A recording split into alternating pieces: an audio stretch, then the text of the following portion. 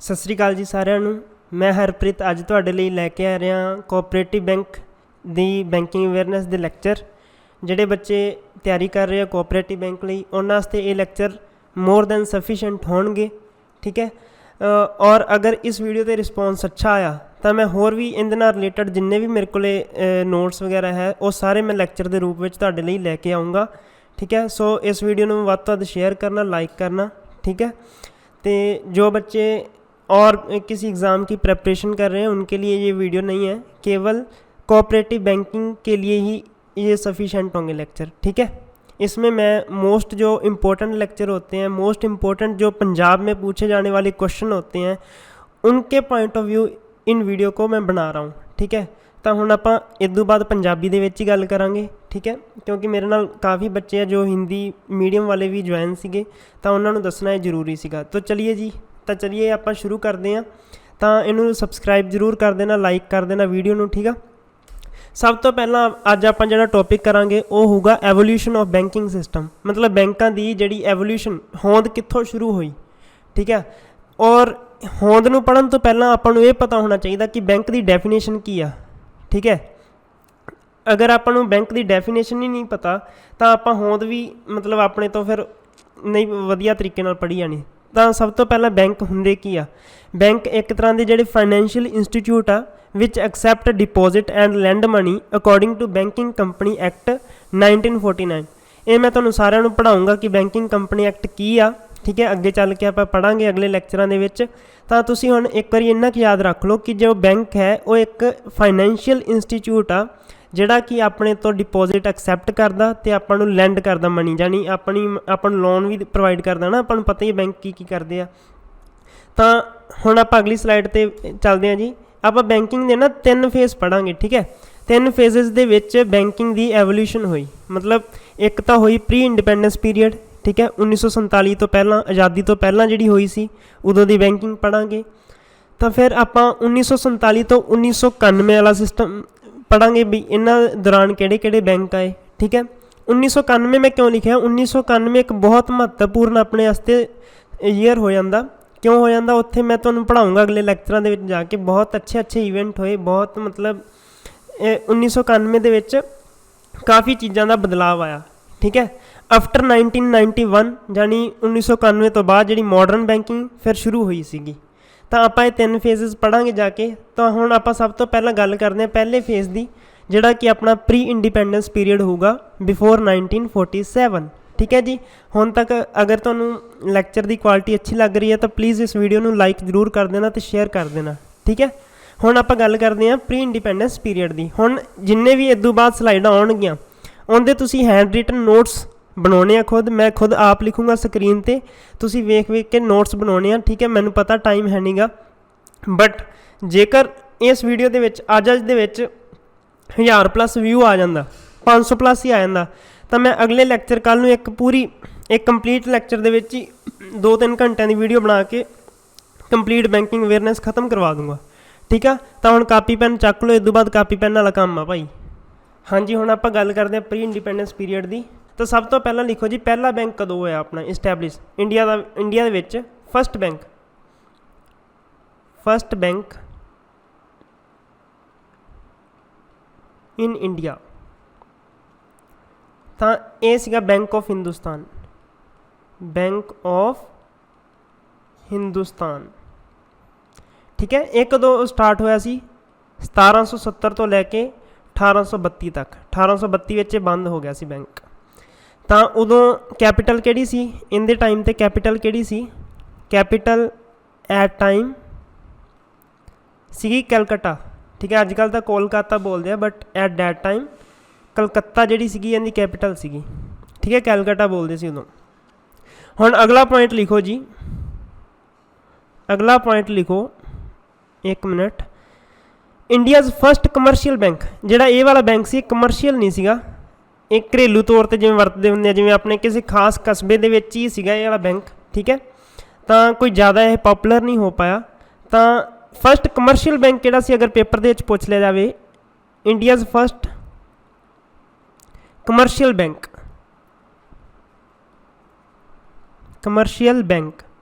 ठीक है। ਉਹ ਸੀ ਅਵਧ ਬੈਂਕ। ਅਵਧ ਬੈਂਕ, ਠੀਕ ਹੈ। ਉਹਨੂੰ ਔਧ ਬੈਂਕ ਵੀ ਕਹਿ ਸਕਦੇ ਹਾਂ, ਮਤਲਬ ਕਈਆਂ ਬੁੱਕਾਂ ਦੇ ਵਿੱਚ, ਕਈ ਬੁੱਕਸ ਵਿੱਚ ਔਧ ਬੈਂਕ ਇੱਦਾਂ ਕਰਕੇ ਪਾਇਆ ਆ, ਔਧ ਬੈਂਕ, ਜਾਂ ਇਹਨੂੰ ਵੈਸੇ ਅਵਧ ਕਹਿ ਦਿੰਦੇ ਆ।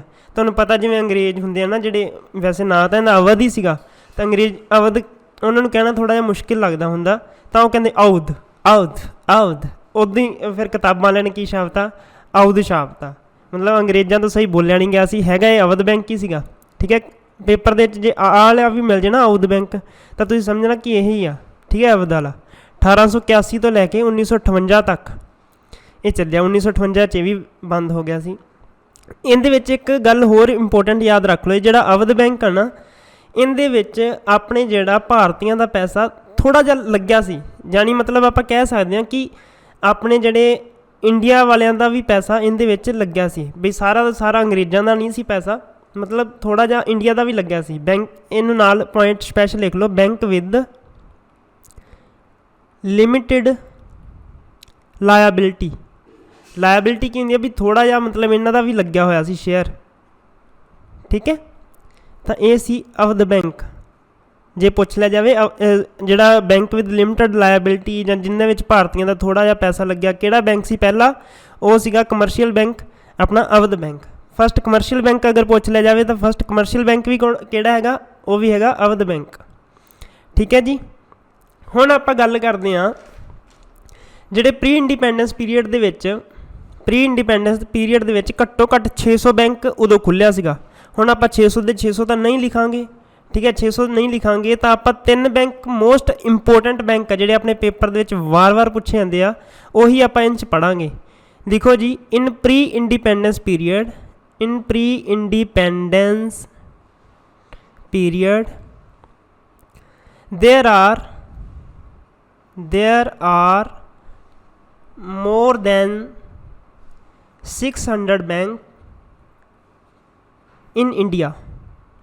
ਮਤਲਬ ਜਦੋਂ ਪ੍ਰੀ ਇੰਡੀਪੈਂਡੈਂਸ ਸ਼ੁਰੂ ਹੋਇਆ ਨਾ, ਉਦੋਂ 600 ਦੇ ਕਰੀਬ ਬੈਂਕ ਆਪਣੇ ਖੁੱਲ੍ਹ ਗਏ ਸੀ। ਉਹਨਾਂ ਵਿੱਚੋਂ ਆਪਾਂ 3 ਮੋਸਟ ਇੰਪੋਰਟੈਂਟ ਪੜ੍ਹਨੇ ਆ, ਕਿਹੜੇ ਕਿਹੜੇ, ਬੈਂਕ ਆਫ ਬੰਗਾਲ, ਇਹ ਕਦੋਂ ਖੁੱਲ੍ਹਿਆ, 1806 ਦੇ ਵਿੱਚ। ਇਹ ਮੋਸਟ ਇੰਪੋਰਟੈਂਟ ਲਿਖਵਾ ਰਿਹਾ ਜੀ ਤੁਹਾਨੂੰ, most important. Bank of Bombay, ਇਹ 1840 ਦੇ ਵਿੱਚ। ਅਤੇ bank of Madras, bank of Madras, ਇਹ ਕਦੋਂ ਖੁੱਲ੍ਹਿਆ, 1843 ਦੇ ਵਿੱਚ, ਠੀਕ ਹੈ। ਇਹ ਕੀ ਅੱਗੇ ਚੱਲ ਕੇ ਤਿੰਨੇ ਬੈਂਕ ਹੀ ਕੀ ਹੋ ਜਾਣਗੇ, ਮਰਜ ਹੋ ਜਾਣਗੇ, ਠੀਕ ਹੈ। 1921 ਦੇ ਵਿੱਚ ਇਹ ਚੱਲ ਕੇ ਤਿੰਨੋਂ ਬੈਂਕ ਹੀ ਮਰਜ ਹੋ ਜਾਣਗੇ, ਤਾਂ ਕਰਕੇ ਇਹ ਬਹੁਤ ਇੰਪੋਰਟੈਂਟ ਮੈਂ ਬੈਂਕ ਤੁਹਾਨੂੰ ਲਿਖਵਾ ਰਿਹਾ।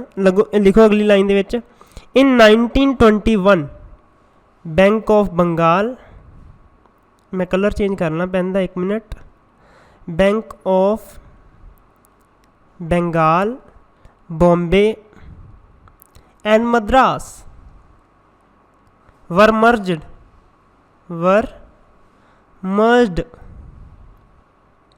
and made imperial bank, that is very very important, made imperial bank, ठीक है। ये अगे चल के की हो जाएंगे, इंपीरियल बैंक बना देंगे, ये वाले तिन्ने बैंक मर्ज हो जाएंगे, तो किहड़ा बैंक बन जू, imperial bank.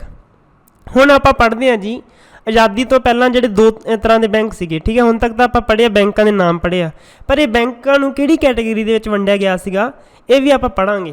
Pre independence period हजे तक अपना चल रहा, ठीक है। अज आप प्री इंडिपेंडेंस खत्म करके ही जाना, ठीक है। तो आज़ादी तो पहलां जिहड़े बैंक सीगे वो 2 भागां दे विच वंडे होए सीगे। तुसीं मैं पंजाबी दे विच ही लिखा दिंदा, क्योंकि मोस्ट ऑफ द जिहड़ा स्टूडेंट अपना पंजाबी वाले होणगे। हुण आज़ादी तो पहलां, ठीक है, इंग्लिश वाले लिख लो, before pre independence, in pre independence period there are 2 types of bank. आज़ादी तो पहलां 2 तरह के बैंक, 2 तरह के बैंक किहड़े किहड़े सी, एक तो सी स्वदेशी बैंक, स्वदेशी बैंक, ते दूजे सी फिरंगी बैंक, ठीक है। 2 तरीके के बैंक सीगे, किहड़े किहड़े सी, स्वदेशी बैंक ते फिरंगी बैंक। हुण तुसीं नाम तो ही आइडिया ला सकते हो स्वदेशी किहड़े हो सकते हैं ते फिरंगी। बहुत सौखा यार, जे तुसीं एक बारी ਆ ਲੈਕਚਰ ਸਾਰੇ ਦੇਖ ਲੈਣਾ, ਤੁਸੀਂ ਵਾਰ-ਵਾਰ ਇਹੀ ਕਹੋਗੇ ਕਿ ਜੀਕੇ ਦੀ ਬਜਾਏ ਸਾਨੂੰ ਸਾਰੀ ਬੈਂਕਿੰਗ ਅਵੇਅਰਨੈਸ ਹੀ ਪੁੱਛ ਲੈਣ ਪੇਪਰ ਵਾਲੇ, ਤਾਂ ਅਸੀਂ ਫੱਟੇ ਚੱਕ ਦਿਆਂਗੇ। ਠੀਕ ਹੈ, ਤੁਸੀਂ ਭਾਵੇਂ SBI ਦਾ ਮੇਨਸ ਦੇ ਦਿਓ, IBPS PO ਪ੍ਰੀ ਤੋਂ ਬਾਅਦ ਜਿਹੜਾ ਮੇਨਸ ਹੋਊਗਾ ਜਿਨ 'ਚ ਬੈਂਕਿੰਗ ਅਵੇਅਰਨੈਸ ਪੁੱਛੀ ਜਾਊਗੀ ਉਹ ਦੇ ਦਿਓ, ਜਾਂ ਫਿਰ IBPS ਕਲਰਕ ਦੇ ਮੇਨਸ ਵਿੱਚ ਆਪਣੀ ਵੀਡੀਓਜ਼ ਤੋਂ ਬਾਹਰ ਕੋਈ ਵੀ ਇੱਕ ਕੁਐਸਚਨ ਨਹੀਂ ਜਾਊਗਾ। ਇਹ ਮੈਂ ਲਿਖਵਾ ਲਓ ਯਾਰ, ਠੀਕ ਹੈ। ਇੰਨੀ ਗਰੰਟੀ ਕੋਈ ਟੀਚਰ ਨਹੀਂ ਕਰਦਾ ਹੁੰਦਾ, ਬਟ ਮੈਂ ਕਹਿੰਦਾ ਤੁਸੀਂ ਜਿਹੜਾ ਮਰਜ਼ੀ ਪੇਪਰ ਦੇ ਦਿਓ ਜਿਨ 'ਚ ਬੈਂਕਿੰਗ ਅਵੇਅਰਨੈਸ ਆਉਂਦੀ ਹੈ ਨਾ, ਜੇ ਤੁਸੀਂ ਇਹ ਲੈਕਚਰ ਧਿਆਨ ਨਾਲ ਲਾ ਲਏ, ਤੁਸੀਂ ਕਹੋਗੇ ਯਾਰ ਬਸ ਸਾਨੂੰ ਤਾਂ ਬੈਂਕਿੰਗ ਅਵੇਅਰਨੈਸ ਇੰਨੀ ਵਧੀਆ ਆਉਂਦੀ ਹੈ ਨਾ, ਸਾਨੂੰ ਬੈਂਕਿੰਗ ਅਵੇਅਰਨੈਸ ਦਾ ਜਿੱਥੋਂ ਮਰਜ਼ੀ ਪੁੱਛ ਲਓ। ਠੀਕ ਹੈ, ਆਪਾਂ ਐਂ ਕਰਕੇ ਪੜ੍ਹਨਾ ਬਹੁਤ ਵਧੀਆ ਤਰੀਕੇ ਨਾਲ। ਸਵਦੇਸ਼ੀ ਬੈਂਕ ਕਿਹੜੇ ਸੀਗੇ?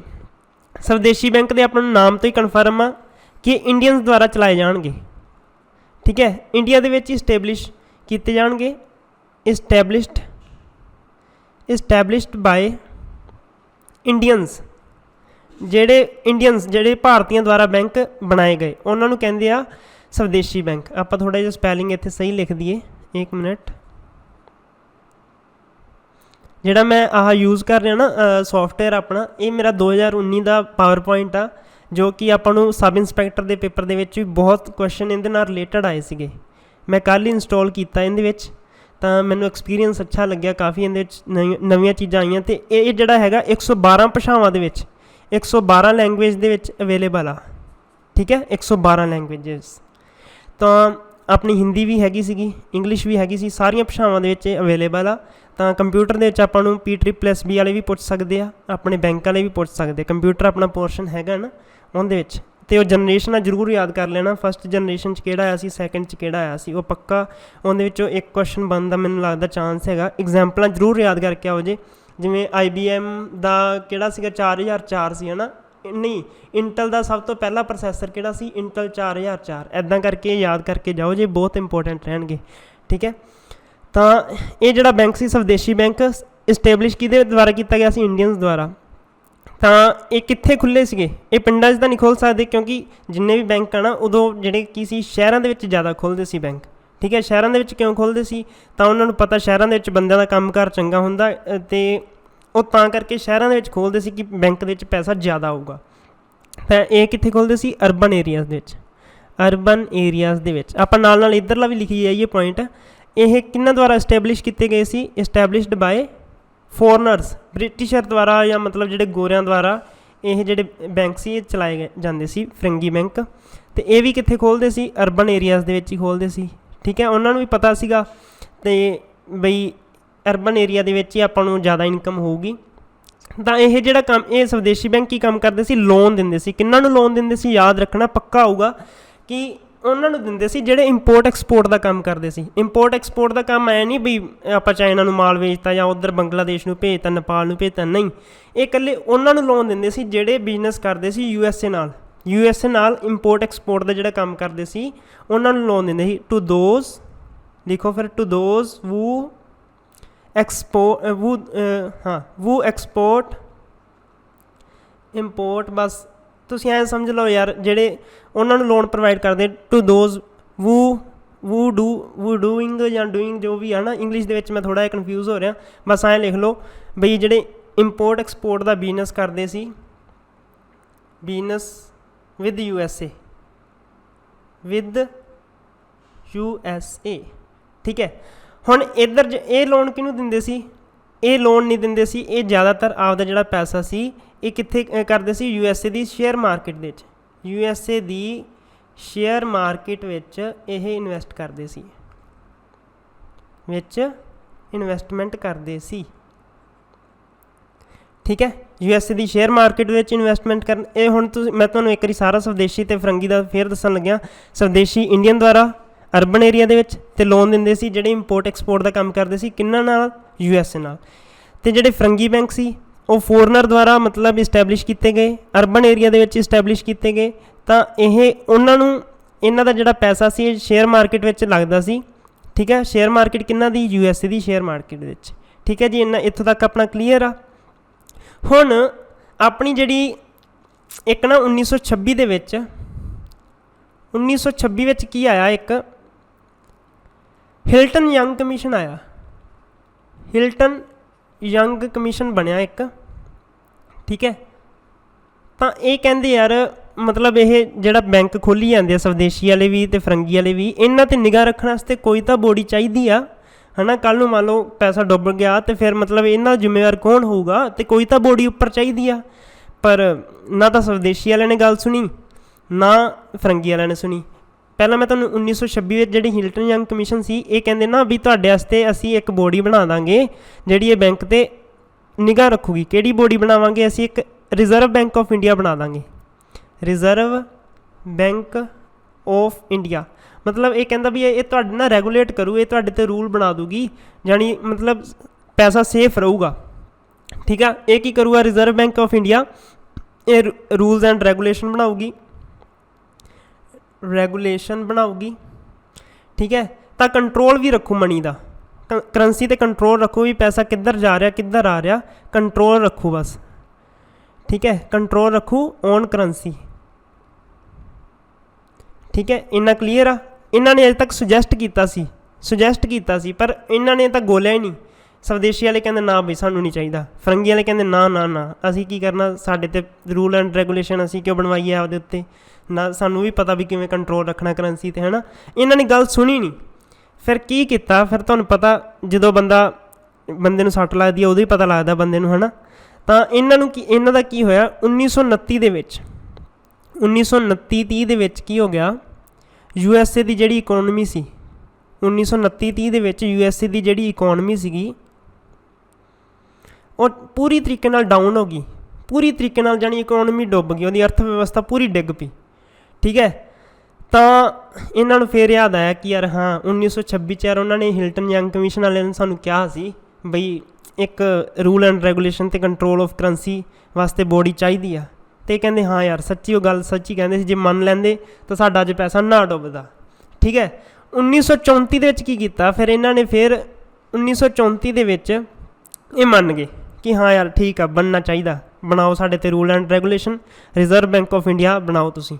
1934 ਦੇ ਵਿੱਚ ਕੀ ਹੋਇਆ, RBI ਐਕਟ ਪਾਸ ਹੋ ਗਿਆ, RBI ਆਫ ਇੰਡੀਆ ਯਾਨੀ reserve bank of India act ਕੀ ਹੋ ਗਿਆ, ਪਾਸ ਹੋ ਗਿਆ, ਠੀਕ ਹੈ। ਆਫ ਇੰਡੀਆ ਦਾ ਲਿਖਣ ਦੀ ਲੋੜ ਹੀ ਨਹੀਂ ਸੀ ਆਪਾਂ ਨੂੰ, RBI ਸਫੀਸ਼ੀਐਂਟ ਸੀ। RBI ਐਕਟ ਕੀ ਹੋ ਗਿਆ ਸੀ, ਪਾਸ ਹੋ ਗਿਆ ਸੀ 1934 ਦੇ ਵਿੱਚ। ਹਜੇ ਬੈਂਕ ਨਹੀਂ ਬਣਿਆ, ਹਜੇ ਐਕਟ ਹੀ ਪਾਸ ਹੋਇਆ ਇਕੱਲਾ, RBI ਐਕਟ ਪਾਸਡ, ਠੀਕ ਹੈ। ਚੰਗੀ ਲੱਗ ਰਹੀ ਹੈ ਨਾ ਸਟੋਰੀ ਪੂਰੀ ਤਰੀਕੇ ਨਾਲ। ਮੈਂ ਪੂਰਾ ਜਾਣੀ ਇੰਗਲਿਸ਼ ਦੇ ਵਿੱਚ ਸੀ, ਇਹ ਪੂਰੀ ਪੰਜਾਬੀ ਦੇ ਵਿੱਚ ਤੁਹਾਨੂੰ ਦੱਸ ਰਿਹਾ ਤਾਂ ਕਿ ਪੂਰਾ ਚੰਗੀ ਤਰ੍ਹਾਂ ਸਮਝ ਆਵੇ। ਪੇਪਰ ਦੇ ਵਿੱਚ ਜੇ ਕੋਈ ਵੀ ਕੁਐਸਚਨ ਘੁਮਾ ਕੇ ਵੀ ਤੁਹਾਡੇ ਤੋਂ ਪੁੱਛਿਆ ਜਾਵੇ ਨਾ ਤਾਂ ਵੀ ਤੁਸੀਂ ਆਨਸਰ ਦੇ ਸਕਦੇ ਹੋ। ਹੁਣ ਤਾਂ 1934 ਪਹਿਲਾਂ ਕੀ ਹੋਇਆ ਸੀ, 1926 ਵਿੱਚ ਹਿਲਟਨ ਯੰਗ ਕਮਿਸ਼ਨ ਆਇਆ ਅਤੇ ਇਹ ਨਹੀਂ ਮੰਨੇ। ਫਿਰ 1929 ਦੇ ਵਿੱਚ ਉਹਨਾਂ ਦੀ ਅਰਥ ਵਿਵਸਥਾ ਡਿੱਗ ਪਈ, ਹੈ ਨਾ, ਅਤੇ ਇਹਨਾਂ ਦਾ ਪੈਸਾ ਪੂਸਾ ਡੁੱਬ ਗਿਆ। ਫਿਰ ਇਹ ਕਹਿੰਦੇ ਹਾਂਜੀ ਤੁਸੀਂ ਸਹੀ ਕਹਿੰਦੇ ਸੀ। ਤਾਂ ਹੁਣ 1934 ਦੇ ਵਿੱਚ ਇਹ ਪਾਸ ਕਰਨ ਜਾ ਰਿਹਾ RBI ਐਕਟ, ਠੀਕ ਹੈ। ਹੁਣ ਕੀ ਹੋਊਗਾ, ਹੁਣ ਹੋਊਗਾ ਜੀ 1935 ਦੇ ਵਿੱਚ, ਇਨ 1935 RBI ਇਸਟੈਬਲਿਸ਼ਡ। 1935 ਦੇ ਵਿੱਚ ਕੀ ਹੋ ਜਾਊਗਾ, RBI ਇਸਟੈਬਲਿਸ਼ ਹੋ ਜਾਊਗਾ। ਹੁਣ ਆਪਾਂ ਇਕੱਲਾ ਈਅਰ ਨਹੀਂ ਯਾਦ ਰੱਖਣਾ, ਇੱਥੇ ਆਪਾਂ ਡੇਟ ਵੀ ਯਾਦ ਰੱਖਣੀ ਹੈ। ਕਿਉਂ ਡੇਟ ਯਾਦ ਰੱਖਣੀ ਹੈ? ਕਿਉਂਕਿ ਸਾਨੂੰ ਜਿਹੜੇ SI ਦੇ ਵਿੱਚ ਬੱਚੇ ਜਿਹੜੇ ਪੇਪਰ ਦੇ ਕੇ ਆਏ ਸੀ ਉਹਨਾਂ ਨੂੰ ਪਤਾ ਕਿ ਜਿਹੜੇ ਈਅਰ ਯਾਦ ਕਰਕੇ ਆਏ ਸੀ ਉੱਥੇ ਈਅਰ ਕੰਮ ਨਹੀਂ ਆਏ, ਉੱਥੇ ਆਪਸ਼ਨ ਆਇਆ ਜਿਹੀਆਂ ਸੀ। ਜਿਵੇਂ ਉਹਨਾਂ ਨੇ ਕਿਹਾ ਸੀਗਾ, ਇੱਕ ਕੁਐਸਚਨ ਸੀ ਮੈਨੂੰ ਯਾਦ ਨਹੀਂ ਆ ਰਿਹਾ, ਉਹਦੇ 'ਚ ਆਪਸ਼ਨਾਂ ਹੀ ਐਂ ਕਰਕੇ ਆ ਗਈਆਂ ਸੀ 5 ਮਾਰਚ, ਹਾਂ ਸ਼ਾਇਦ ਗਾਂਧੀ ਇਰਵਿਨ ਪੈਕਟ ਸੀ, ਹਾਂ ਗਾਂਧੀ ਇਰਵਿਨ ਪੈਕਟ ਕਦੋਂ ਸਾਈਨ ਹੋਇਆ, ਗਾਂਧੀ ਇਰਵਿਨ ਪੈਕਟ, ਠੀਕ ਹੈ। ਇਹ ਕਦੋਂ ਸਾਈਨ ਹੋਇਆ? ਬੱਚੇ ਮੋਸਟਲੀ 1931 ਯਾਦ ਕਰਕੇ ਗਏ ਸੀ, ਮੋਸਟਲੀ ਨਾ ਤਾਂ ਉਹਨਾਂ ਨੂੰ ਡੇਟ ਯਾਦ ਸੀ, ਐਂ ਕਰਕੇ ਆਪਸ਼ਨ ਸੀ 5 ਮਾਰਚ 1931, 6 ਦਸੰਬਰ 1930 ਅਤੇ 12 ਮਾਰਚ 1931 ਅਤੇ 8 ਅਪ੍ਰੈਲ 1935। ਹੁਣ ਆਹ ਵਾਲੀ ਆਪਸ਼ਨ ਐਲੀਮੀਨੇਟ ਹੋ ਗਈ, ਆਹ ਆਪਸ਼ਨ ਐਲੀਮੀਨੇਟ ਹੋ ਗਈ ਕਿਉਂਕਿ ਗਾਂਧੀ ਇਰਵਿਨ ਪੈਕਟ ਸਾਰਿਆਂ ਨੂੰ ਪਤਾ ਸੀ 31 ਦੇ ਵਿੱਚ ਸਾਈਨ ਹੋਇਆ, ਕਿਉਂਕਿ 31 ਦੇ ਵਿੱਚ ਸਾਈਨ ਹੋਣ ਤੋਂ ਬਾਅਦ ਹੀ ਉਹ ਫਸਟ ਰਾਊਂਡ ਟੇਬਲ ਕਾਨਫਰੰਸ ਹੋਈ ਸੀ, ਹੈ ਨਾ ਆਪਣੀ, ਤਾਂ ਜਿਹਦੇ ਵਿੱਚ ਦੂਜੀ ਰਾਊਂਡ ਟੇਬਲ ਕਾਨਫਰੰਸ ਹੋਈ ਸੀ, ਠੀਕ ਹੈ, ਜਿਹਦੇ ਵਿੱਚ ਗਾਂਧੀ ਗਿਆ ਸੀ। ਤਾਂ 5 ਮਾਰਚ 1931 ਸੀ ਅਤੇ 12 ਮਾਰਚ 1931। ਉੱਥੇ ਫਿਰ ਬੱਚਾ 1/5 यानी 1/2 ਦੀ ਉਹ ਤੁੱਕਾ ਜਿਵੇਂ ਲਾਊਗਾ ਨਾ 1/2 ਦੇ ਲੱਗੂਗਾ, ਪਰ ਆਪਾਂ ਨੂੰ ਐਗਜ਼ੈਕਟ ਆਨਸਰ ਨਹੀਂ ਸੀ ਪਤਾ। ਵੈਸੇ ਮੈਂ ਤਾਂ ਚੱਲ ਰੱਬ ਦੀ ਕਿਰਪਾ ਨਾਲ 5 ਮਾਰਚ ਹੀ ਲਾ ਕੇ ਆਇਆ ਅਤੇ ਬਾਹਰ ਆ ਕੇ ਦੇਖਿਆ ਤਾਂ ਸ਼ੁਕਰ ਆ ਰੱਬ ਦਾ ਕਿ ਉਦੋਂ ਹੀ ਗਾਂਧੀ ਦਾ ਇਰਵਿਨ ਪੈਕਟ ਸਾਈਨ ਹੋਇਆ। ਮੈਂ ਆਪਦਾ ਐਕਸਪੀਰੀਅੰਸ ਦੱਸ ਰਿਹਾ ਕਿ ਕਈ ਵਾਰ ਐਂ ਹੋ ਜਾਂਦਾ ਆਪਾਂ ਇਕੱਲਾ ਸਾਲ ਯਾਦ ਕਰਕੇ ਆ ਲੈਂਦੇ ਹਾਂ, ਸਾਲ ਉੱਥੇ ਕਈ ਵਾਰ ਕੰਮ ਨਹੀਂ ਆਉਂਦਾ। ਠੀਕ ਆ, ਹੁਣ ਆਪਾਂ ਇਹਨੂੰ ਮਿਟਾ ਦਿੰਦੇ ਹਾਂ, ਕੰਮ ਦੀ ਗੱਲ 'ਤੇ ਆਉਂਦੇ ਹਾਂ। ਤਾਂ ਕਰਕੇ ਤੁਹਾਨੂੰ ਇਹ ਸਾਰਾ ਕੁਝ ਦੱਸਣਾ ਜ਼ਰੂਰੀ ਸੀ ਵੀ ਇਹ ਵਾਲੀਆਂ ਚੀਜ਼ਾਂ ਇੰਪੋਰਟੈਂਟ ਕਿਉਂ ਆ ਆਪਣੇ ਲਈ। ਨਾਲ ਆਪਾਂ ਪੂਰੀ ਤਰੀਕ ਯਾਦ ਕਰਨੀ ਇੰਪੋਰਟੈਂਟ ਆਪਣੇ ਲਈ ਕਿਉਂ ਆ। ਅੱਜ ਕੱਲ੍ਹ ਕੰਪੀਟੀਸ਼ਨ ਦਾ ਯੁੱਗ ਆ, ਤਾਂ ਆਪਾਂ ਕੁਛ ਵੀ ਛੱਡ ਨਹੀਂ ਸਕਦੇ, ਹੈ ਨਾ। ਤਾਂ RBI ਇਸਟੈਬਲਿਸ਼ ਕਦੋਂ ਹੋਇਆ? 1 ਅਪ੍ਰੈਲ, ਇਹਨੂੰ ਲਿਖ ਲਓ, 1 ਅਪ੍ਰੈਲ 1935। 1935 ਸਾਰਿਆਂ ਨੂੰ ਯਾਦ ਹੋਊ, ਸਾਰਿਆਂ ਨੂੰ ਯਾਦ ਹੋਊ, ਬਟ ਜਿਹੜਾ ਬੱਚਾ ਵੀਡੀਓ ਦੇਖ ਗਿਆ ਉਹਨੂੰ ਹੁਣ 1 ਅਪ੍ਰੈਲ 1935 ਯਾਦ ਹੋਊ। ਠੀਕ ਹੈ। ਹੁਣ ਜਦੋਂ RBI ਬਣੀ, ਇਹਨਾਂ 'ਤੇ ਟੋਟਲ ਲਾਗਤ ਕਿੰਨੀ ਹੋਈ? ਟੋਟਲ ਇਹਦਾ ਐਕਸਪੈਂਡੀਚਰ ਕਿੰਨਾ ਹੋਇਆ? ਟੋਟਲ ਲਾਗਤ ਲਿਖ ਲਓ। ਟੋਟਲ ਜਿਹੜੀ ਲਾਗਤ ਲੱਗੀ ਇਹਨਾਂ 'ਤੇ 5 ਕਰੋੜ ਦੀ ਲੱਗੀ, 5 ਕਰੋੜ ਰੁਪਈਆ ਲੱਗਿਆ RBI ਬਣਾਉਣ 'ਤੇ। ਅਤੇ ਜਿਹਦੇ ਵਿੱਚੋਂ 95% ਸ਼ੇਅਰ ਜਿਹੜਾ ਸੀਗਾ, 95% ਜਿਹੜਾ ਸ਼ੇਅਰ ਸੀ ਪ੍ਰਾਈਵੇਟ ਪਲੇਅਰ ਦਾ ਸੀ, ਪ੍ਰਾਈਵੇਟ ਪਲੇਅਰ ਦਾ। ਠੀਕ ਹੈ। 5% ਜਿਹੜਾ ਸ਼ੇਅਰ ਸੀ ਉਹ ਸੀ ਗੌਰਮੈਂਟ ਦਾ। ਹੁਣ ਦੇਖੋ ਹਜੇ ਵੀ ਸ਼ੇਅਰ ਪ੍ਰਾਈਵੇਟ ਪਲੇਅਰ ਦਾ ਜ਼ਿਆਦਾ। ਪ੍ਰਾਈਵੇਟ ਪਲੇਅਰ ਜਦੋਂ ਹੁਣ ਪ੍ਰਾਈਵੇਟ ਪਲੇਅਰ ਡੋਮੀਨੈਂਟ ਹੋਣਗੇ ਇਹਨਾਂ 'ਤੇ, ਪ੍ਰਾਈਵੇਟ ਪਲੇਅਰ ਕਹਿਣਗੇ ਵੀ ਅਸੀਂ ਤਾਂ ਆਪਦਾ ਪ੍ਰੋਫਿਟ ਚਾਹੁੰਦੇ ਹਾਂ, ਸਾਨੂੰ ਤਾਂ ਪ੍ਰੋਫਿਟ ਨਾਲ ਮਤਲਬ ਆ ਲੋਕੀ ਜਾਣ ਪਹਾੜ 'ਚ। ਠੀਕ ਹੈ। ਹੁਣ ਗੌਰਮੈਂਟ ਚਾਹੁੰਦੀ ਆ ਵੀ ਲੋਕਾਂ ਦਾ ਵੀ ਫਾਇਦਾ ਹੋਵੇ, ਭਲਾ ਹੋਵੇ, ਗਰੀਬ ਲੋਕਾਂ ਦਾ ਫਾਇਦਾ ਹੋਵੇ। ਹੁਣ ਗੌਰਮੈਂਟ ਦਾ ਤਾਂ ਯਾਰ ਆਪਦਾ 5 ਕਰੋੜ 'ਚ 5% ਹੀ ਲੱਗਿਆ ਅਤੇ 95% ਲੱਗਿਆ ਪ੍ਰਾਈਵੇਟ ਪਲੇਅਰ ਦਾ, ਹੈ ਨਾ। ਹੁਣ ਕੀ ਹੋਊਗਾ? ਪ੍ਰਾਈਵੇਟ ਪਲੇਅਰ ਆਪਦੇ ਤਰੀਕੇ ਨਾਲ ਹੀ ਚਲਾਉਣਗੇ ਇਸ ਬੈਂਕ ਨੂੰ ਵੀ, ਆਪਦੇ ਤਰੀਕੇ ਨਾਲ। ਹੁਣ RBI ਸੋਚੂਗਾ ਕਿ ਯਾਰ ਕਿਵੇਂ ਨਾ ਕਿਵੇਂ ਕਰਕੇ ਮੈਂ ਇਹਨਾਂ ਦਾ ਸ਼ੇਅਰ ਮਤਲਬ ਘਟਾਵਾਂ, ਯਾਨੀ ਮੈਂ ਇਹਦੇ ਵਿੱਚ ਜ਼ਿਆਦਾ ਇਨਵੈਸਟਮੈਂਟ ਕਰਾਂ। ਠੀਕ ਹੈ। ਤਾਂ ਗੌਰਮੈਂਟ ਹੌਲੀ ਹੌਲੀ ਕੀ ਕਰੂਗੀ? ਆਪਦਾ ਇਹਦੇ ਵਿੱਚ ਸ਼ੇਅਰ ਪਾਈ ਜਾਊਗੀ, 5 ਕਰੋੜ ਦੇ ਵਿੱਚ ਇਹਨਾਂ ਨੂੰ ਮੋੜੀ ਜਾਊਗੀ। ਠੀਕ ਹੈ। ਪ੍ਰਾਈਵੇਟ ਪਲੇਅਰ ਨੂੰ ਦੇਈ ਜਾਊਗੀ, ਅਤੇ ਯਾਨੀ ਆਪਦਾ ਇਹ ਪ੍ਰਭਾਵ ਦਿਖਾਉਂਦੀ ਜਾਊਗੀ ਗੌਰਮੈਂਟ ਹੌਲੀ ਹੌਲੀ। ਉਹ ਮੈਂ ਤੁਹਾਨੂੰ ਬਾਅਦ 'ਚੋਂ ਅਗਲੀਆਂ ਵੀਡੀਓ ਦੇ ਵਿੱਚ ਦੱਸੂਗਾ, ਉਹ ਵਾਲੀ ਚੀਜ਼ ਅਲੱਗ ਤੋਂ ਆ। ਬਟ ਹੁਣ ਆਪਾਂ ਥੋੜ੍ਹਾ ਜਿਹਾ ਇੰਪੋਰਟੈਂਟ ਬੈਂਕ ਦੇਖ ਲੈਂਦੇ ਹਾਂ, ਜਿਹੜਾ ਕੁਛ ਹੁਣ ਤੱਕ ਆਪਾਂ ਪੜ੍ਹਿਆ। ਪ੍ਰੀ ਇੰਡੀਪੈਂਡੈਂਸ ਪੀਰੀਅਡ ਚੱਲਦਾ ਪਿਆ, ਅਜੇ ਤੱਕ ਆਜ਼ਾਦੀ ਨਹੀਂ ਮਿਲੀ ਆਪਾਂ ਨੂੰ। ਹੁਣ ਲਿਖੋ ਸਮ ਇੰਪੋਰਟੈਂਟ ਬੈਂਕ, ਸਮ ਇੰਪੋਰਟੈਂਟ ਬੈਂਕਸ। ਠੀਕ ਹੈ। ਕਿਹੜੇ ਕਿਹੜੇ ਕੁਛ ਇੰਪੋਰਟੈਂਟ ਬੈਂਕ ਸੀ? ਇੱਕ ਸੀ ਬੈਂਕ ਆਫ ਇਲਾਹਾਬਾਦ, ਉਹ ਰੀਸੈਂਟਲੀ ਮੇਰੇ ਖਿਆਲ 'ਚ ਬੰਦ ਹੋਇਆ, ਹੈ ਨਾ। Bank of Allahabad, Allahabad. ਠੀਕ ਹੈ। ਬੈਂਕ ਆਫ ਇਲਾਹਾਬਾਦ ਇਹ 2019 ਦੇ ਵਿੱਚ ਇਹ ਬੰਦ ਹੋ ਗਿਆ ਸੀ। 1 ਮਿੰਟ ਵੇਟ। ਓਕੇ। 1865 ਦੇ ਵਿੱਚ ਇਹ ਖੁੱਲ੍ਹਿਆ ਸੀ ਅਤੇ 2019 ਤੱਕ ਚੱਲਿਆ। ਮੰਨ ਲਓ ਇਹ 2019 ਵਿੱਚ ਨਾ ਬੰਦ ਹੋਇਆ ਹੁੰਦਾ, ਪੇਪਰ ਦੇ ਵਿੱਚ ਕੁਐਸਚਨ ਆ ਜਾਂਦਾ ਸਭ ਤੋਂ ਓਲਡੈਸਟ ਬੈਂਕ ਕਿਹੜਾ, ਸਭ ਤੋਂ ਓਲਡੈਸਟ ਬੈਂਕ ਕਿਹੜਾ, ਤਾਂ ਤੁਸੀਂ ਟਿਕ ਲਾਉਣੀ ਸੀ ਬੈਂਕ ਆਫ ਇਲਾਹਾਬਾਦ। ਜੇ ਉਹਨਾਂ ਨੇ ਪੁੱਛ ਲਿਆ ਹੁੰਦਾ ਵੀ ਸਭ ਤੋਂ ਪੁਰਾਣਾ ਬੈਂਕ ਕਿਹੜਾ ਜੋ ਅੱਜ ਤੱਕ ਅਜੇ ਵੀ ਚੱਲਦਾ ਪਿਆ, ਫਿਰ ਇਹ ਆਪਣਾ ਓਪਸ਼ਨ ਹੋਣੀ ਸੀ ਬੈਂਕ ਆਫ ਇਲਾਹਾਬਾਦ। ਬਟ ਹੁਣ ਤੁਸੀਂ ਯਾਦ ਰੱਖਣਾ ਇਹ ਮਰਜ ਕਰ ਦਿੱਤਾ ਗਿਆ, merge with Indian bank. Indian bank ਵਿੱਚ ਮਰਜ ਹੋ ਗਏ ਸੀ। ਜਦੋਂ ਤੁਹਾਨੂੰ ਪਤਾ 2019 ਦੇ ਵਿੱਚ ਕਾਫੀ ਰੋਲੇ ਪਏ ਜਦੋਂ ਬੈਂਕ ਮਰਜ ਕਰਨੇ ਸ਼ੁਰੂ ਕਰਤੇ ਉਹਨਾਂ ਨੇ। ਬੈਂਕਿੰਗ ਦੀ ਜਿਹੜੀ ਮਰਜਿੰਗ ਆ 2019 ਦੇ ਵਿੱਚ ਸ਼ੁਰੂ ਹੋ ਗਈ ਸੀ, ਹੈ ਨਾ। ਤਾਂ 2019 ਦੇ ਵਿੱਚ ਜਿਹੜਾ ਬੈਂਕ ਆਫ ਇਲਾਹਾਬਾਦ ਸੀ, ਜੋ ਕਿ ਸਭ ਤੋਂ ਪੁਰਾਣਾ ਬੈਂਕ ਚੱਲਦਾ ਆ ਰਿਹਾ ਸੀ ਹੁਣ ਤੱਕ ਦਾ, ਉਹ ਇੰਡੀਅਨ ਬੈਂਕ ਦੇ ਵਿੱਚ ਮਰਜ ਹੋ ਗਿਆ ਸੀ। ਦੂਸਰਾ ਬੈਂਕ ਲਿਖੋ ਜੀ ਆਪਣਾ ਪੰਜਾਬ ਨੈਸ਼ਨਲ ਬੈਂਕ। ਮੇਰਾ ਸਭ ਤੋਂ ਫੇਵਰੇਟ ਬੈਂਕ ਇਹੀ ਆ, ਪੰਜਾਬ ਨੈਸ਼ਨਲ ਬੈਂਕ। ਹੁਣ ਆਪਾਂ ਵੇਖਿਆ ਇਹਦੇ ਵਿੱਚ ਵੀ 2 ਬੈਂਕ ਹੋਰ ਮਰਜ ਹੋ ਗਏ, ਉਹ ਤੁਸੀਂ ਮੈਨੂੰ ਕਮੈਂਟ ਵਿੱਚ ਦੱਸ ਦਿਓ ਕਿਹੜੇ ਕਿਹੜੇ। ਵੈਸੇ ਮੈਂ ਵੀ ਤੁਹਾਨੂੰ ਦੱਸ ਦੂੰਗਾ। ਠੀਕ ਹੈ। ਪੰਜਾਬ ਨੈਸ਼ਨਲ ਬੈਂਕ, ਵੈਸੇ ਇਹ ਕੁਐਸਚਨ ਮੈਂ ਤੁਹਾਡੇ ਲਈ ਆ, ਕਿਉਂਕਿ ਪੱਕਾ ਕੁਐਸਚਨ ਆਊਗਾ ਪੰਜਾਬ ਨੈਸ਼ਨਲ ਬੈਂਕ ਦੇ ਵਿੱਚ ਕਿਹੜੇ ਕਿਹੜੇ 2 ਬੈਂਕ ਹੋਰ ਨਵੇਂ ਐਡ ਹੋਏ। ਠੀਕ ਹੈ। ਤੁਹਾਨੂੰ ਮੈਂ ਇੱਕ ਉਹ ਦੇ ਦਿੰਦਾ, ਹਿੰਟ ਦੇ ਦਿੰਦਾ, ਹਿੰਟ। ਹਾਂ ਬਸ ਇਹਨਾਂ ਤੋਂ ਤੁਸੀਂ ਸਮਝ ਜੋ ਜੇ, ਹਿੰਟ ਦੇਤੀ ਤੁਹਾਨੂੰ। ਤਾਂ ਹੁਣ ਤੁਸੀਂ ਸਰਚ ਕਰਕੇ ਕਮੈਂਟ ਵਿੱਚ ਲਿਖਣਾ। ਠੀਕ ਹੈ। ਤਾਂ ਪੰਜਾਬ ਨੈਸ਼ਨਲ ਬੈਂਕ 1894 ਦੇ ਵਿੱਚ ਸਟਾਰਟ ਹੋਇਆ, 1894 ਦੇ ਵਿੱਚ। ਠੀਕ ਹੈ। ਇਟ ਇਜ਼ ਜਿਹੜਾ ਇਹ ਬੈਂਕ, ਇਹ ਯਾਦ ਰੱਖੋ ਜੀ, ਸਭ ਤੋਂ ਪਹਿਲਾ ਬੈਂਕ ਜਿਹੜਾ ਪਿਓਰਲੀ ਇੰਡੀਅਨਸ ਦੁਆਰਾ ਮੈਨੇਜ ਕੀਤਾ ਗਿਆ। ਇਹਦੇ ਵਿੱਚ ਮੈਨੇਜ ਕੀਤਾ ਗਿਆ ਇੰਡੀਅਨਸ ਦੁਆਰਾ, ਪਰ ਭਾਰਤੀਆਂ ਦੇ ਇਹਦੇ ਵਿੱਚ ਪੈਸੇ ਨਹੀਂ ਲੱਗੇ ਸੀ। ਇਹ ਗੱਲ ਯਾਦ ਰੱਖ ਲਓ ਜੇ, ਕੰਨ ਖੋਲ੍ਹ ਕੇ ਇਹ ਸੁਣ ਲਓ। Punjab national bank purely Indians ਦੁਆਰਾ ਮੈਨੇਜ ਕੀਤਾ ਗਿਆ, ਬਟ ਪੈਸਾ ਇਹਦੇ ਵਿੱਚ ਇਨਵੈਸਟ ਨਹੀਂ ਸੀ ਹੋਈ ਇੰਡੀਅਨਸ ਦੀ। ਅਤੇ ਜੇ ਪੁੱਛ ਲੈਣ ਇਨਵੈਸਟਮੈਂਟ ਪਹਿਲੇ ਬੈਂਕ 'ਚ ਕਿਹੜੀ 'ਚ ਹੋਈ ਉਹ ਆਪਾਂ ਪੜ੍ਹ ਚੁੱਕੇ ਹਾਂ, ਅਵਧ ਬੈਂਕ ਵਿੱਚ। ਮਾਈਨਰ ਜਿਹਾ ਸ਼ੇਅਰ ਲੱਗਿਆ ਸੀ, ਥੋੜ੍ਹਾ ਸ਼ੇਅਰ ਲੱਗਿਆ ਸੀ ਇੰਡੀਅਨਸ ਦਾ। ਪਰ ਜੇ ਪੁੱਛ ਲਿਆ ਜਾਵੇ ਮੈਨੇਜ ਕਿਹਨੇ ਕੀਤਾ, ਸਭ ਤੋਂ ਪਹਿਲਾ ਬੈਂਕ ਮੈਨੇਜ ਕੀਤਾ ਗਿਆ ਸਭ ਤੋਂ ਪਹਿਲਾਂ ਪੰਜਾਬ ਨੈਸ਼ਨਲ ਬੈਂਕ ਇੰਡੀਅਨਸ ਦੁਆਰਾ। ਠੀਕ ਹੈ, ਲਿਖੋ ਜੀ ਫਿਰ, it is purely managed by ਇੱਕ ਮਿੰਟ,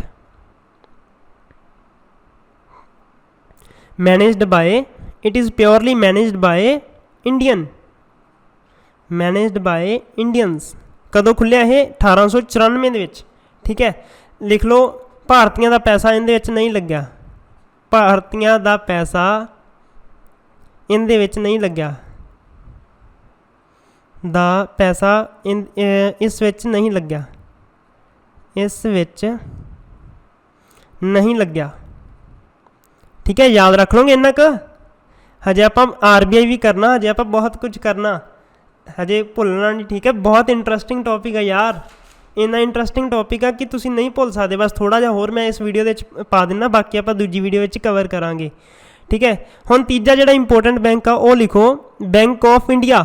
ਬੈਂਕ ਆਫ ਇੰਡੀਆ ਜਿਹਦੇ ਵਿੱਚ ਆਪਣਾ ਇਲਾਹਾਬਾਦ ਮਰਜ ਹੋਇਆ ਸੀ 2019 ਦੇ ਵਿੱਚ। ਇਹ ਕਦੋਂ ਸ਼ੁਰੂ ਹੋਇਆ? 1906 ਦੇ ਵਿੱਚ, 1906 ਦੇ ਵਿੱਚ। ਠੀਕ ਹੈ, ਸਭ ਤੋਂ ਪਹਿਲਾ ਬੈਂਕ ਇਲਾਹਾਬਾਦ ਲਿਖਵਾਇਆ ਤੁਹਾਨੂੰ ਇੰਪੋਰਟੈਂਟ ਬੈਂਕ ਦੇ ਵਿੱਚ 1865 ਵਿੱਚ, ਫਿਰ ਪੰਜਾਬ ਨੈਸ਼ਨਲ 1894, ਫਿਰ ਬੈਂਕ ਆਫ ਇੰਡੀਆ 1906 ਦੇ ਵਿੱਚ।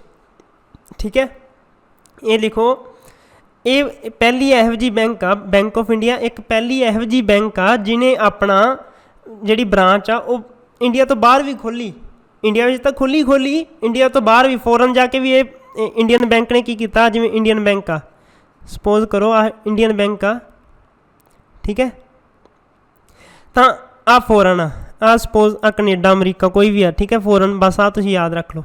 ਇਹਨਾਂ ਨੇ ਜਾ ਕੇ ਇੱਥੇ ਵੀ ਜਾ ਕੇ ਬ੍ਰਾਂਚ ਖੋਲ੍ਹੀ। ਆ ਇੰਡੀਆ ਦੇ ਵਿੱਚ ਤਾਂ ਬੈਠੇ ਸੀ, ਆ ਇੰਡੀਆ।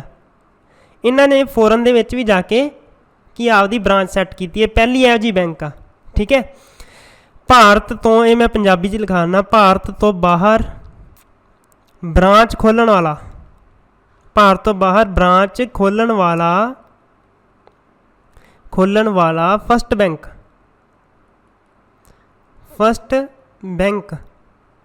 ਠੀਕ ਹੈ, ਤਾਂ ਇਹਨੇ ਕਿੱਥੇ ਖੋਲ੍ਹੀ ਸੀ? ਇਹਨੇ ਖੋਲ੍ਹੀ ਸੀ ਬ੍ਰਾਂਚ ਲੰਡਨ ਦੇ ਵਿੱਚ। ਇਸ ਨੇ ਲਿਖੋ, ਇਸ ਨੇ ਲੰਡਨ ਵਿੱਚ 1946 ਦੇ ਵਿੱਚ ਬ੍ਰਾਂਚ ਖੋਲ੍ਹੀ। ਇਹ ਯਾਦ ਰੱਖੋ ਜੀ, ਲੰਡਨ ਦੇ ਵਿੱਚ 1946 ਵਿੱਚ ਆਪਦੀ ਬ੍ਰਾਂਚ ਇਸਟੈਬਲਿਸ਼ ਕਰ ਲਈ ਸੀ। ਠੀਕ ਹੈ, ਬਹੁਤ ਇੰਟਰਸਟਿੰਗ ਹੈ ਨਾ। ਇੰਡੀਅਨ ਬੈਂਕ ਹੋ ਗਿਆ, ਇਲਾਹਾਬਾਦ ਹੋ ਗਿਆ, ਨੈਸ਼ਨਲ ਬੈਂਕ, ਇਹ ਤਾਂ ਆਪਣੇ ਘਰ ਦੇ ਹੀ ਬੈਂਕ ਹੈ ਯਾਰ, ਹੈ ਨਾ, ਜਿਨ੍ਹਾਂ 'ਚ ਤੁਹਾਡੇ ਖਾਤੇ ਵੀ ਹੋਣਗੇ। ਤਾਂ ਕਰਕੇ ਇਹ ਬੈਂਕ ਆਪਣੇ ਲਈ ਬਹੁਤ ਇੰਪੋਰਟੈਂਟ ਹੋ ਜਾਂਦੇ ਆ। ਜੋ ਪੁਰਾਣੇ ਬੈਂਕ ਆ ਔਰ ਅੱਜ ਤੱਕ ਚੱਲਦੇ ਪਏ ਆ, ਹਿਸਟੋਰੀਕਲ ਵੀ ਇੰਪੋਰਟੈਂਟ ਹੈ ਔਰ ਪ੍ਰੈਜੈਂਟਲੀ ਵੀ ਇੰਪੋਰਟੈਂਟ ਹੈ। ਹੁਣ ਲਿਖੋ ਚੌਥਾ ਬੈਂਕ ਜੋ ਆਪਣੇ ਲਈ ਬਹੁਤ ਇੰਪੋਰਟੈਂਟ ਹੋ ਜਾਂਦਾ, ਬੈਂਕ ਆਫ ਬੜੌਦਾ। ਇਹਦਾ ਕੋਈ ਮੈਂ ਜ਼ਿਆਦਾ ਨਹੀਂ ਲਿਖਵਾਊਂਗਾ, ਬੈਂਕ ਆਫ ਬੜੌਦਾ। ਇਹ ਵੀ ਅੱਜ ਤੱਕ ਚੱਲਦਾ ਪਿਆ। ਕਦੋਂ ਇਹ ਸ਼ੁਰੂ ਹੋਇਆ ਸੀ? 1908 ਦੇ ਵਿੱਚ ਸ਼ੁਰੂ ਹੋਇਆ ਸੀ। ਠੀਕ ਹੈ, ਮੈਂ ਪਹਿਲਾਂ ਲਿਖਵਾਇਆ ਸੀ ਤੁਹਾਨੂੰ ਇਲਾਹਾਬਾਦ 1865, ਫਿਰ 1894 ਔਰ ਬੈਂਕ ਆਫ ਇੰਡੀਆ 1906 ਦੇ ਵਿੱਚ। ਇਹ ਆ ਗਿਆ 1908 ਦੇ ਵਿੱਚ। ਫਿਰ ਆ ਗਿਆ ਸੈਂਟਰਲ ਬੈਂਕ ਆਫ ਇੰਡੀਆ, ਹੁਣ ਸੈਂਟਰਲ ਬੈਂਕ ਆਫ ਇੰਡੀਆ ਕੀ ਚੀਜ਼ ਹੈ ਯਾਰ? ਤੁਸੀਂ ਇਹ ਕਈ ਬੱਚੇ ਸੋਚਣਗੇ ਇਹ RBI ਆ। RBI ਨਹੀਂ, ਜਿਵੇਂ ਹੁਣ ਕਿਸੇ ਦਾ ਨਾਮ ਪੰਜਾਬ ਨੈਸ਼ਨਲ ਬੈਂਕ ਆ, ਇਹ ਵੀ ਇੱਕ ਤਰ੍ਹਾਂ ਦਾ ਬੈਂਕ ਹੀ ਆ। ਠੀਕ ਹੈ, ਆਪਣੇ ਸ਼ਹਿਰਾਂ ਦੇ ਵਿੱਚ ਬਣੇ ਹੋਣਗੇ ਸੈਂਟਰਲ ਬੈਂਕ ਆਫ ਇੰਡੀਆ। ਤੁਸੀਂ ਹੁਣੇ ਜਾ ਕੇ ਨੈੱਟ 'ਤੇ ਸਰਚ ਕਰ ਲਓ ਜੇ, ਆਪਦੇ ਮਨ 'ਚੋਂ ਇਹ ਡਾਊਟ ਕੱਢ ਦਿਓ ਕਿ central bank of India RBI ਨੂੰ ਕਹਿੰਦੇ ਆ। ਠੀਕ ਹੈ, RBI ਨੂੰ ਤਾਂ ਕਹਿੰਦੇ ਆ, ਉਹਨੂੰ ਬੈਂਕਰਸ ਆਫ ਬੈਂਕ ਵੀ ਕਹਿੰਦੇ ਆ, ਉਹਨੂੰ ਸੈਂਟਰਲ ਬੈਂਕ ਆਫ ਇੰਡੀਆ ਵੀ ਕਹਿੰਦੇ ਆ। ਬਟ ਇੱਕ ਇਹੋ ਜਿਹੀ ਬੈਂਕ ਹੋਰ ਵੀ ਆ ਜਿਹਦਾ ਨਾਮ ਹੀ ਸੈਂਟਰਲ ਬੈਂਕ ਆ। ਠੀਕ ਹੈ, ਜਿਹਦੇ ਵਿੱਚ ਆਪਾਂ ਖਾਤਾ ਖੁਲਾਉਂਦੇ ਆ, ਜਿਵੇਂ ਪੰਜਾਬ ਨੈਸ਼ਨਲ ਬੈਂਕ ਹੋ ਗਿਆ, SBI ਹੋ ਗਿਆ, ਉਵੇਂ ਇੱਕ ਸੈਂਟਰਲ ਬੈਂਕ ਆਫ ਇੰਡੀਆ ਵੀ ਆ। ਠੀਕ ਹੈ, ਇਹ ਕਦੋਂ ਖੁੱਲ੍ਹਿਆ ਜੀ? ਇਹ 1911 ਦੇ ਵਿੱਚ ਸਟਾਰਟ ਹੋਇਆ ਸੀ। ਠੀਕ ਹੈ, ਇਹ ਨਾਲ ਇੱਕ ਹੋਰ ਲਿਖ ਲਓ, ਫਸਟ ਸਵਦੇਸ਼ੀ ਬੈਂਕ। ਇਹ ਅਜਿਹਾ ਬੈਂਕ ਆ, ਜੇ ਪੁੱਛ ਲਿਆ ਜਾਵੇ ਫਸਟ ਸਵਦੇਸ਼ੀ ਬੈਂਕ ਕਿਹੜਾ, ਇਹਦੇ ਵਿੱਚ ਕੀ ਹੋਇਆ ਸੀ? ਮੈਨੇਜ ਵੀ ਇੰਡੀਆ ਦੁਆਰਾ ਕੀਤਾ ਗਿਆ, ਇਨਵੈਸਟਮੈਂਟ ਵੀ ਇੰਡੀਆ ਦੀ ਹੋਈ। ਠੀਕ ਹੈ, ਆਪਾਂ ਪਿੱਛੇ ਪੜ੍ਹਿਆ ਅਵਧ ਬੈਂਕ ਕੀ ਸੀ? ਅਵਧ ਬੈਂਕ ਦੇ ਵਿੱਚ ਇਨਵੈਸਟਮੈਂਟ ਸੀਗੀ ਆਪਣੀ, ਮੈਨੇਜ ਨਹੀਂ ਆਪਾਂ ਕਰਦੇ ਸੀ, ਪਰ ਮਾਈਨਰ ਇਨਵੈਸਟਮੈਂਟ ਸੀ, ਜ਼ਿਆਦਾ ਨਹੀਂ ਸੀਗੀ। ਫਿਰ ਦੂਜੇ ਨੰਬਰ 'ਤੇ ਆਪਾਂ ਪੜ੍ਹਿਆ ਸੀ ਪੰਜਾਬ ਨੈਸ਼ਨਲ ਬੈਂਕ, ਜਿਹਦੇ ਵਿੱਚ ਆਪਾਂ ਮੈਨੇਜ ਆਪਾਂ ਹੀ ਕੀਤਾ ਪਰ ਇਨਵੈਸਟਮੈਂਟ ਆਪਣੀ ਨਹੀਂ ਸੀਗੀ। ਅਤੇ ਹੁਣ ਤੀਜਾ ਆਪਾਂ ਬੈਂਕ ਪੜ੍ਹਦੇ ਪਏ ਹਾਂ ਸੈਂਟਰਲ ਬੈਂਕ ਆਫ ਇੰਡੀਆ। ਇਹ ਇਹੋ ਜਿਹਾ ਪਹਿਲਾ ਬੈਂਕ ਆ ਜਿਹੜਾ ਸਵਦੇਸ਼ੀ ਸੀ, ਪੈਸਾ ਵੀ ਇੰਡੀਆ ਦਾ ਲੱਗਿਆ, ਇੰਡੀਅਨਸ ਦਾ ਲੱਗਿਆ, ਔਰ ਸੰਭਾਲਿਆ ਵੀ ਕਿਹਨੇ? ਆਪਣੇ ਵਰਗਿਆਂ ਨੇ। ਆਪਣੇ ਵਰਗੇ ਮੀਨਸ ਇੰਡੀਅਨਸ ਨੇ। ਓਕੇ, ਹੁਣ ਇੱਥੇ ਆਪਣਾ ਕੀ ਹੋ ਜਾਂਦਾ? Pre independence period before 1947 ended. ਲੋ ਜੀ, ਹੁਣ ਆਪਣਾ ਜਿਹੜਾ ਲੈਕਚਰ ਆ ਉਹ ਇੱਥੇ ਆਪਣਾ ਸਮਾਪਤ ਹੁੰਦਾ।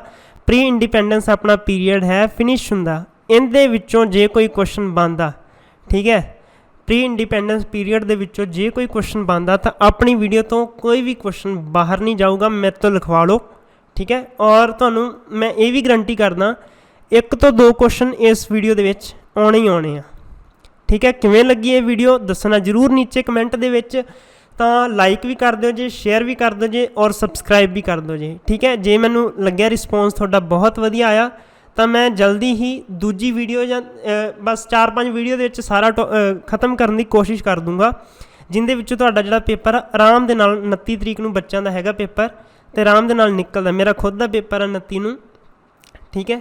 ਤਾਂ ਮੈਂ ਸੋਚਿਆ ਸੀ ਬਈ ਚਲੋ ਸਾਰਿਆਂ ਦਾ ਭਲਾ ਹੋ ਜੇ, ਜਿਹੜੇ ਜੁੜਨਗੇ ਹੈ ਨਾ, ਤਾਂ ਕਰ ਭਲਾ ਹੋ ਭਲਾ। ਮੈਨੂੰ ਵੀ ਵੱਡਿਆਂ ਨੇ ਸਿਖਾਇਆ ਕਿ ਯਾਰ ਭਲਾ ਕਰਨਾ ਚਾਹੀਦਾ ਸਾਰਿਆਂ ਦਾ ਜਿੰਨਾ ਹੋ ਸਕੇ, ਔਰ ਅਗਰ ਕਰ ਸਕਦੇ ਹਾਂ ਤਾਂ ਆਪਾਂ ਨੂੰ ਜ਼ਰੂਰ ਕਰਨਾ ਚਾਹੀਦਾ। ਮੇਰੇ ਕੋਲ ਇਕਵਿਪਮੈਂਟ ਵੀ ਸੀ, ਠੀਕ ਹੈ, ਔਰ ਸੋਚਿਆ ਕਿ ਯਾਰ ਹਾਂ ਵੰਡ ਦੇਣਾ ਚਾਹੀਦਾ ਗਿਆਨ ਵੰਡਣ ਨਾਲ ਹੀ ਵਾਧਾ, ਕੋਈ ਘਾਟਾ ਨਹੀਂ ਪੈਂਦਾ। ਤਾਂ ਚਲੀਏ ਹੁਣ ਆਪਾਂ ਮਿਲਦੇ ਹਾਂ ਅਗਲੀ ਵੀਡੀਓ ਦੇ ਵਿੱਚ। ਤਬ ਤੱਕ ਲਈ ਜੈ ਹਿੰਦ, ਜੈ ਭਾਰਤ।